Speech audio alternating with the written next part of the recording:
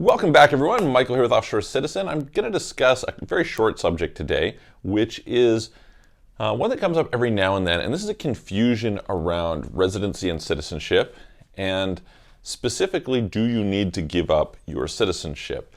And I think part of the confusion comes, first of all, with people not really clearly differentiating between residency, citizenship, and tax residency, all three of which can be different, and not really understanding the distinction between what goes on in the US for Americans versus people in other parts of the world. I know I've had calls with people at times where they're an Australian living in Vietnam, and they have something and they are talking to an American. The American's like, that's not right. And then I do a call with the three of them and it's like, well, it's not right for Americans, but for people from somewhere else, it's very different.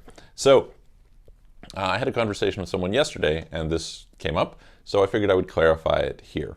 And this is the question of, you want to move abroad, you want to get tax residency somewhere, you don't want to pay tax in your home country, assuming you're not American. Do you need to give up your citizenship? The answer is no.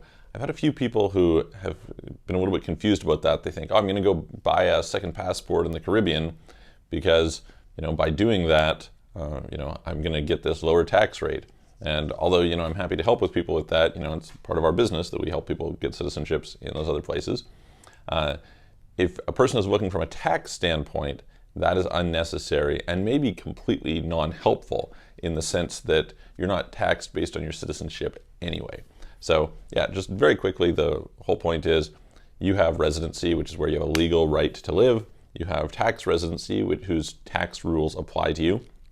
You have citizenship. Now there's sometimes overlap between these. In fact, often there's some sort of overlap, but not intrinsically. These three things can be separate, and I encourage you to diversify at least the residencies and the citizenships. I think that gives you more flexibility and freedom in the world today.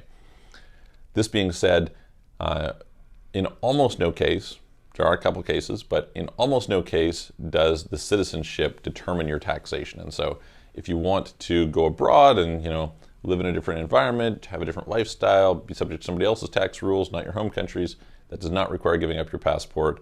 You're still going to be able to have the freedom, or not, depending on which country it is you're from, but hypothetically the freedom that it brings, and you can still return to your home country and travel, etc., without having to lose that in the process of getting a residency and a tax residency in some other country. So I hope that helps. If you have questions, please reach out to me. You can book a call, calendly.com/Michael-Rosmer, link in the description below.